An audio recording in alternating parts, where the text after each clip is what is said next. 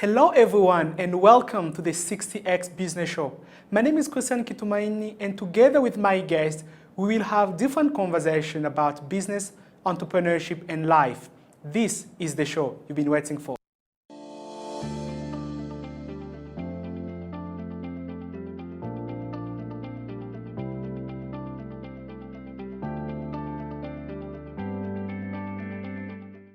In today's conversation, my guest is an amazing woman entrepreneur.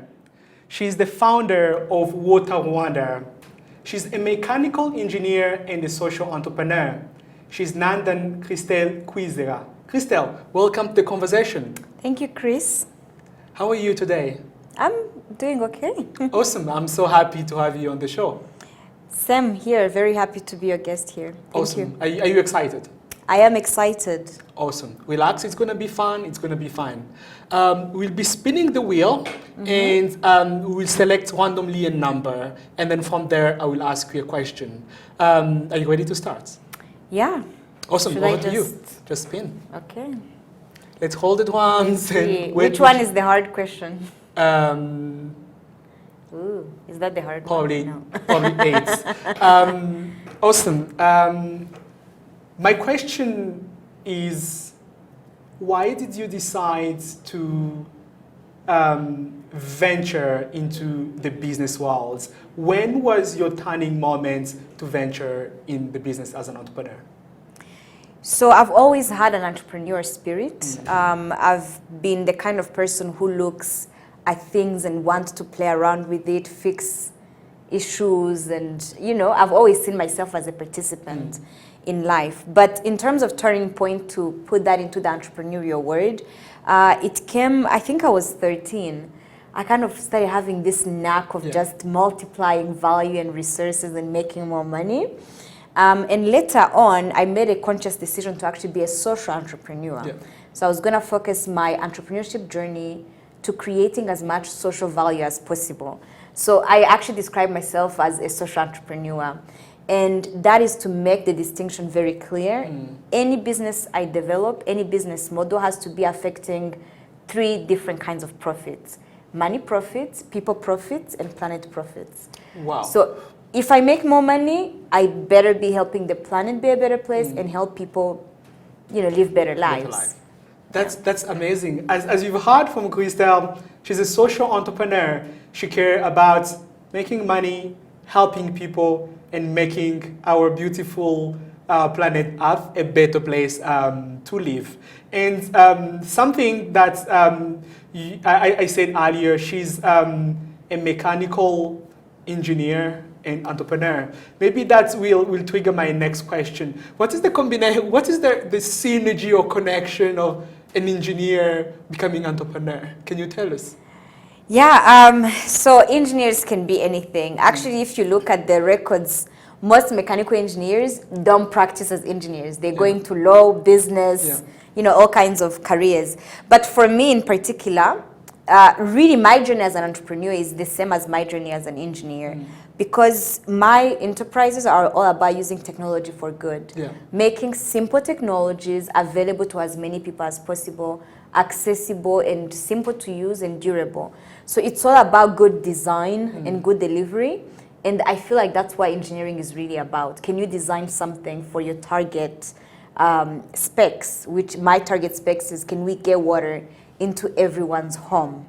So we use all kinds of engineering principles there, but we also do have technology involved.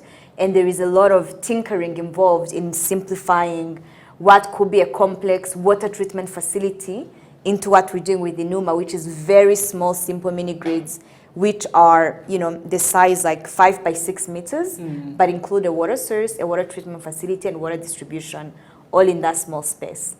Wow. So that, it simplifies, we don't have to build the next Nzove, but we can build 1,000 little mini grids for probably cheaper price, which are going to be more resilient and sustainable as the world experiences climate change and the likes. Wow, amazing, amazing, amazing work you guys are really doing. Keep it up. Thank you. Let's spin the wheel for the second round of question. All right. You got 8 before. Let's see what is your next lucky number. Maybe it's going to land on 8. My birthday is on the 8th. Ooh. 10. Okay. Wonderful. Your company provide safe and affordable water to people in rural area in Rwanda, and you also sell to different other region in East Africa. How do you see like having access to clean and affordable water be more sustainable in the long run based on the work that you're doing? Yeah. Just to give you a little bit of background, water is a human right. So we can live without food for a lot more days than we can live without water. So after oxygen, water is the next thing we need to survive. Our bodies literally depend on having access to water. So there is kind of an urgency to make sure that everybody is accessing water, not just any water, the water that is safe, that is affordable to them, and that is acceptable to them. So imagine if your water was salty testing, or every time you drink your water, it causes you stomach bugs, right? Like, that's not access. So when we talk about everybody having access to water, it's not a physical scarcity. It's about what kind of water quality are they getting? How reliable is their water? Can they turn on the tap anytime and find water? So as we think about the sustainability that we need to achieve, first of all, water, we need to fix the current issues we have in our system, because you cannot scale something that already has issues. So we need to create systems that don't create outages, that provide ultimate quality every time they're replicated, and provide that quality at an affordable price. And so that's what we're trying to do, and that's what the world needs to be doing. Water is a heavily subsidized product. And unfortunately, that works against it. Okay. Because basically, if no one is making money, nobody's interested to expand access, only governments. Right? But government can never mobilize as much resources that private sector can. So in order for private sector to take ownership of this and scale it quickly and sustainably, we need business models, like what I was talking about. A model that you only make money if you're delivering on your impact. So if a business makes money when people have access to water, then there's not going to be shortages. Because when there's a shortage, they're bleeding money. So they need to provide that reliable access. If their price is too high, customers won't be able to afford it. So to reach more market share and more market access, they need to reduce the price to an acceptable market cap. So when you think about all that, in order to reach sustainability with the water, we have to look both at the current infrastructure, are we able to maintain it from user revenues, but also how do we build future infrastructure? Is it always going to depend on government? Can we actually make private sector see interest into the water sector and invest in it? Wonderful, that is really amazing. And feeding into what you just said, we've seen in this pandemic the demand to use water, because part of the COVID preventive measure is like clean your hands often, right? How your company Water Rwanda was able to meet the rising demand of having clean water? Yeah, so when COVID-19 hit, obviously it kind of brought to the forefront of the world what most people must actually do to prevent even other viruses. Because, when you look at the instances of diarrheal diseases, waterborne diseases, these are all coming from us not hand washing enough, not cleaning our areas, greetings, leaving the bathroom without hand washing and things like that. So it kind of brought it into the massive media that we need to hand wash many times. So I was really happy about that, actually. I'm not happy about this whole pandemic. It's affected us negatively like many other people, but it brought to the forefront the different measures that we do need to have as humans to remain healthy. And because we had to stop this pandemic, many people now have gotten into the habit of hand washing. So as we started lockdown, actually, that's when we started facing issues, because demand for water was way up. Kids had returned home, so there were more people all around to consume the water, and you couldn't necessarily just reach out to schools, to service them there. So what happened was, at our public water points, the lines grew. Okay. So as a company, we decided we're going to connect as many people as we can in their homes to reduce the lines, but also allow them to social distance. Because when, you know, most people in rural areas, they have to walk out of their homes, even in urban areas, they have to walk out of their homes to go access water. So that means there is that daily trip to the water point. So when you imagine that, those are all places they can get infected. So we're trying to reduce that as much as possible and provide that access to water inside the homes. So that's how we responded. But unfortunately, we serve bottom of the pyramid. So most of our customers earn less than $5 per day. So as lockdown happened, we saw water sales for the first or second day go down rapidly. So then we called our clients like, hey, what's going on? And then they're like, no, I'm out of income, you know, I'm being careful with how I use the water. And we do want people to use as much water as they want. Maybe I'll throw in another fact. In Rwanda, the average consumption of safe water is below 7 liters per person per day. Okay. Yet the WHO recommends 50 liters per person per day. So our customers actually on average consume 56. So once they start being careful with their water, that means something is suffering about their standard of life. So we started giving away free water through the lockdown. And some of our clients who had trouble paying, you know, they just had to give us a call or let one of our people know on site, and they would be getting as much water as they needed to get through the crisis. And we've sped up our efforts big time. We used to connect, I don't know, a few people per day now. Every technician has to do 6 people. So then we have like 5 technicians out in the field connecting people. Our goal was actually reaching 400 people this year. And we're already, you know, past the halfway point, despite stopping our activities in between due to the COVID-19 effects. Wow, amazing, amazing work. Really, I didn't know that. Many people didn't know about that. And I can even see how your company is playing really a bigger role flattening the curve of COVID-19, because you enable the people having access to one of the way to reduce the spread of COVID, which is like having access to clean water. Keep doing a good job, Christelle. Let's spin the wheel for another round of questions. Okay. You got 8, you got 10. Let's see what is your next lucky number. Ooh, 8. See, it's back to 8. Let's spin again. Okay, let's do a big spin. You may get the same number. It doesn't matter. You should rig it. I'm sure you can find an engineer to rig it for you, so that it doesn't repeat one number. Okay. This time you got 5. Okay. We know that having access to clean water, affordable water, it's really a challenge in sub-Saharan Africa, including Rwanda, where we live. What do you think, or what supports do you think organizations like yours needs, or different other partnership or key players to come on board so that we may tackle this problem once for all? And if we can tackle it, is it possible? Yes, it's absolutely possible to tackle the water crisis, but we're in trouble right now. I think we're, you know, we have the Sustainable Development Goals, and goal number 6 is dedicated to water and sanitation. We also have goal number 1 and goal number 4, which deals with access to water inside, like in homes, on schools, and at healthcare facilities. Now, all those goals relating to water, including number 6, are the most behind and most underfunded of the SDGs.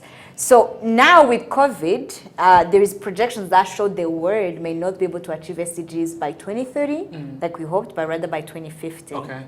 So for me, that's too long of a wait, right? I will be, 56 when 2050 comes around. And imagine 2 billion people globally still don't have adequate access to water. So imagine as a world, we reach another 30 years before we guarantee that right for everybody. Remember, this is a human right, right?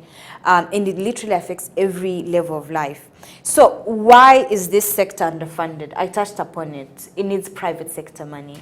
SDGs in general need private sector to play a bigger role in achieving them, but water on a more massive scale. And we're in trouble already, but I think we can do it. We need to invest much, much heavier, including the government of Rwanda. I think research shows that we need to invest 8 times what we are investing to reach public basic access by 2024. So that's at least one jump to reach 2024, where government says we need 100% access by 2024, but we have a huge amount of non-functional water infrastructures. So that always sets us back, right? That sustainability thing. So if we're establishing infrastructure, but we know the reality is frequent outages, non-functionality, then what are we expanding on, right? So we need to reevaluate the model of deployment that we're using and invite more private sector players to be part of it. Because again, I do believe the private sector has more skin in the game to ensure that water is accessible. But it's coming along. If you look at the government's policy, it's all about private sector playing a bigger role in the water sector. So how do we get there? All players have to play together, right? Yeah. All hands on deck. Okay. We need big NGOs, we need big enterprises, and we need government to be working together. Yeah. Because at the end of the day, we're all committed to one thing, right? And working separately is not going to help anybody. So we need to be all working together, being honest with one another about what's failing in our different approaches. Because, you know, for me, I go to rural areas, right? On a daily, if I drive through a rural area, I will notice like 10 broken boreholes. Okay. And then you hear, oh, this NGO just sponsored 15 new boreholes. Okay. Right? So it's like, well, you know, they're going to drill new ones right besides where the old broken one is. Yeah. So like even us as a company, we've resolved we're not going to drill if there is a broken one. We're just going to rehabilitate. But that kills our margins a little bit, because drilling a new borehole, I make like a pretty good margin. But with the rehabilitation, I make less money. Yeah. Right? Because I'm acknowledging there's already an infrastructure there that I can, just use. But those are the kind of sacrifices and facing reality we need to have as a country, and with all players within the water sector. So sustainability is a big part in the approaches we use, in really looking at the user level experience. I do not want to reach even 2030 and still see a lady walking out of her home to go get water. Why? Why can't you do the piping and reach her in her home? Right? And right now, African women lose 200 million hours every day. Wow. Just working for water. Like, those are things that don't make sense in this day and age. I was once listening to the radio, and it wasn't Kesito, obviously, but I was driving and listening to the radio, and there was all this fuss for a whole hour. People saying, oh, this NGO brought us water, and, they're all celebrating. And then at the end of the segment, like the last 2 minutes, they gave the word to one of the older ladies in the community who they were saying it's the first time she sees a tap in her village. And then the old lady goes like, oh, we really like this project. It's the first time we're having a tap, but the way to operate that tap takes too much strength. Okay. Right? So I still have somebody to help me. And that's when it hit me. This was a hand pump. Okay. For me, it's a little bit horrifying. We have better, cheaper technologies. You can get a solar pump to provide the same amount of water as a hand pump for cheaper than the cost of a hand pump. Right? The only problem is like, oh, no, solar, people are going to steal, you can't manage. There's all these reasons, but actually those are opportunities just waiting to be tapped. So I think we need to commit to provide better and more accessible. Look at all these things, Don't write a whole paper about how pumping is not hard. Actually provide a pump that doesn't require pumping. So if you personally were given a choice, right? I'm going to do a water installation in your home and you will pay me, right? So this is paying, it's not free. So an NGO giving you free water. If you had a choice, would you choose a hand pump or would you get tap water from a solar pump? Just go for a tap water. Yeah, go for a tap. And so what we need to do is give the community this voice. Not look at this as projects, right? We're not trying to reach 100% on paper. We want to reach 100% with 100% customer satisfaction, to where community is like, we want nothing else. Our water demands are met 100%. There is actually nothing better you can add on this system. We love the water. It tastes great. It's safe. We're never out. We have enough in our homes. water so reliable that they forget about it. They just know I turn the tap, there is water. I don't even know how this thing works, Can be, yeah. right? To where if they hear, they visit somewhere, they don't have water, or they see somebody walking with a jerry can, it's like, what is that one doing, right? So we want to achieve that level of comfort because it's not just a luxury, right? This is a basic human right. And all these different interventions, especially in rural poor areas, make that poor people, this is a shocking statistic, but poor people pay more for their water than rich people. And you know why? If I have the ability to say I'm going to buy land and build my house, I'm going to go where the water infrastructure already is. And it's harder to service the poor areas, the rural areas, but they deserve the same, they deserve actually cheaper water than, Awesome, awesome. As you've heard from Christelle, water is a really basic need, and to tackle the problem once for all, yes, it's possible. And it's up to the different NGOs operating in the sector, different private sector and key players in the industry and the government to come together, put all the deck on the table and solve this once for all. And my follow-up question, I would like to know, how does it feel being a social entrepreneur, like working with your team, impacting people's life after you enable a family having access to clean water? Yeah, actually I'll start with your first question, just being an entrepreneur in general. My mom describes it the best way. It's a very fun ride, but the kind of thrill that you get when you're excited and scared, right? You're both super excited, but you're also scared about what may go wrong, right? Yeah. There's never an easy day. But she describes it as saying, like, whenever she thinks of me as an entrepreneur, she sees a little kid carrying like a really heavy jerry can, but somehow managing, to get through. And I think that's how social entrepreneurship is. We're taking on very big challenges, right? If we say that our vision is to be in 12 countries by 2030 and to be supplying water to more than 20 million people on a daily basis. Wow. That's pretty big. And we're actually thinking we may exceed that and reach 30 million people. But once you start having ambitions that big, and then you look like, okay, how am I going to build that, right? So we had our annual retreat this year. I walk into the room, and the year before, it was a room full of, I think it was 15 people. This time we're 63. I almost ran out of the room. 63 people? 63 people, wow. Yes. So, you imagine I enter and I see all of these people. I almost ran back out. I'm like, I am not responsible for all these people. So it adds to that fear. But there is excitement. These are all jobs we're creating. But also that means every day, right? I have to ensure that I'm being a good representative for the company, getting us the financing we need so that everybody can stay employed and, we keep doing all this awesome work we're doing. But the best part about this whole journey, especially as a social entrepreneur, is delivering solutions, right? So right now, over 70,000 people have access to water at one of our water points in the country. All those people are people with dreams, ambition, they have faces. When I go and meet them, it's always unbelievable to me that that actually happened. So for me, it's always a face with reality on who we are impacting.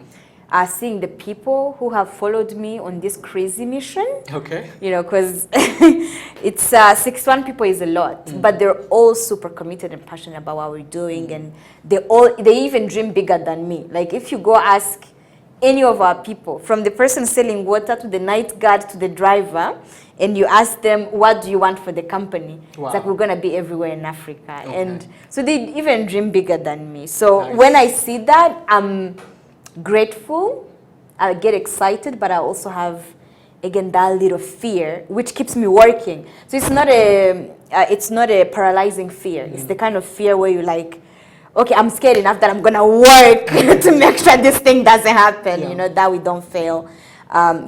So I'd say that's how it feels. Amazing, amazing. So you have a big team that you're able to build over the years. you grow your market with the headcount of different families and customers you have. You even have bigger goals and ambition to scale to 14 African countries in the next 12 African countries in the next coming years.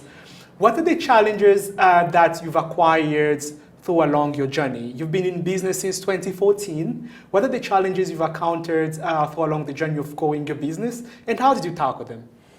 Yeah, I'd say one of the biggest challenges is putting together your team.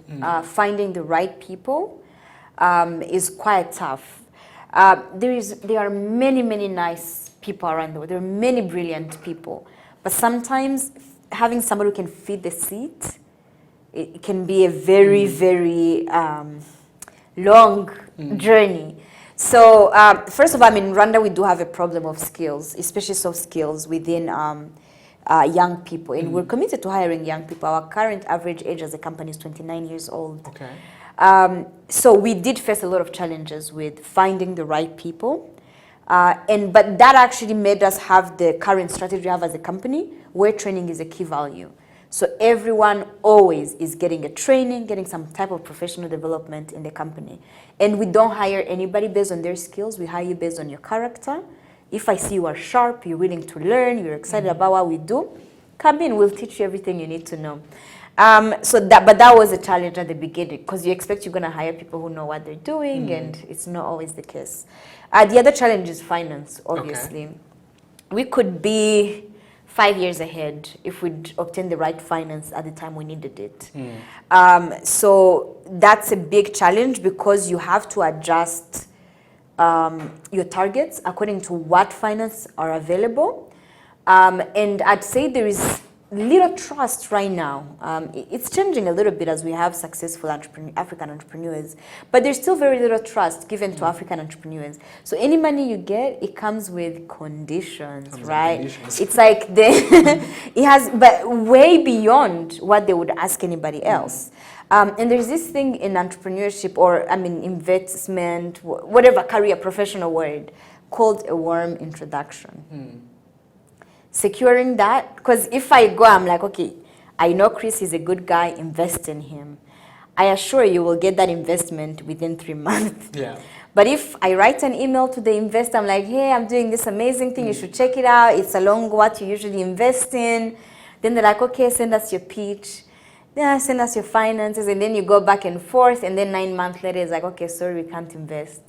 And you don't even know the reason, right? Okay. So these warm introductions, it's a whole concept. Like, what's the speed of trust?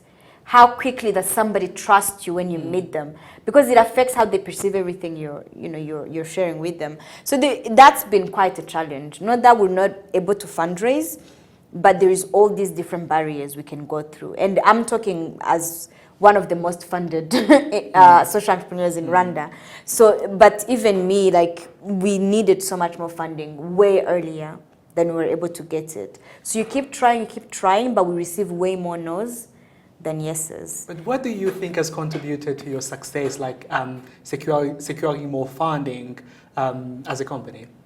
So I wouldn't say more funding. I'd just say really we're good at scouting opportunities. So whatever, if somebody comes to Rwanda looking to fund young entrepreneurs, they will fund us at least, right? So we make sure if something is happening, even if Rwandans, it's not even advertised, right? Like, for example, last year, the Islamic Development Bank selected us as a transformer.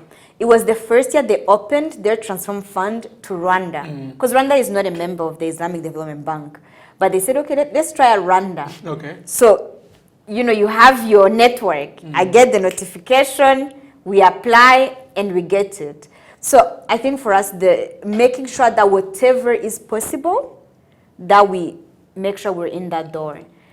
Wonderful. Because the opportunities are scarce. So whatever comes, you have to take it. You can't just say, pick and choose. We don't have that luxury yet. Awesome. Let me wrap up this conversation with my last question. For a young girl watching us now out there, what are like 3 top advice that you can give to that young girl to reach a further stage into their life based on your experience? One is to trust and have faith in yourself. That's the biggest one. I think it's a challenge no matter what age you're on. Yeah. It's something to watch out for. The second is to watch out for the imposter syndrome. Okay. If you know what that is, but it's Can you kind of picture a little bit? the imposter syndrome is you have all these achievements, but you have that voice in your head that tells you you're an imposter. Yeah. You shouldn't really have this. Okay. You don't deserve this. This was just given to you out of pity. So you kind of have that negative voice that tells you your achievements are not yours. And women suffer from it more than men, but generally people suffer from it, especially very successful people. You would not imagine the many people, very successful, who say, I suffer from imposter syndrome. But yeah, it's watch out for that, because that's what's going to make you dream small. That's what's going to, make you not take advantage of the platform you're on. There are many successful people who have earned the right to be where they are, but they don't take advantage because they're like, I don't know how I got here, right? They don't own the space. So watch out for the imposter syndrome and own your space. It is your space, you've earned it, you've worked for it, so go for it. So if you have faith in yourself, you will give yourself the permission to dream and do what you want to do, not what everybody else is telling you to do. Because sometimes you're going to be a disappointment to other people, based on what your personal choices are, right? So maybe, I started as an engineer, right? That was awesome for my parents. I decided to be a social entrepreneur. It was like, okay, well, she's always been a good kid, so we'll trust that decision. But it was not as much excitement as, she's an engineer. So those kinds of things, if you don't have that confidence in yourself, you'll be like, actually, what am I doing? Because you're going to have hard days. Hard days happen. Like, for example, COVID came around. I saw our cash balance go down. To where I'm like, okay, what are we going to do? Do I close the company? Do I start selling? Do I fire people? Like, how do you close the company? You start wondering about that. But you have to work against it. You'll be like, okay, no, I'm going to work hard and we're going to survive this. And then, so I said, have faith in yourself. Watch out for the imposter syndrome. The other thing is invest in yourself. Wonderful. There's no better investment. Wonderful. So we are coming to the end of the conversation, as you've heard, through top advice from Christelle. And the conversation continues on social media using the hashtag 60xbusiness. Thanks a lot, Christelle, for making it to the show. Awesome. Remember to tag me. My handle is at Christian Kitumaini. Till next time, remember to wear your mask, be safe, and I see you down the road.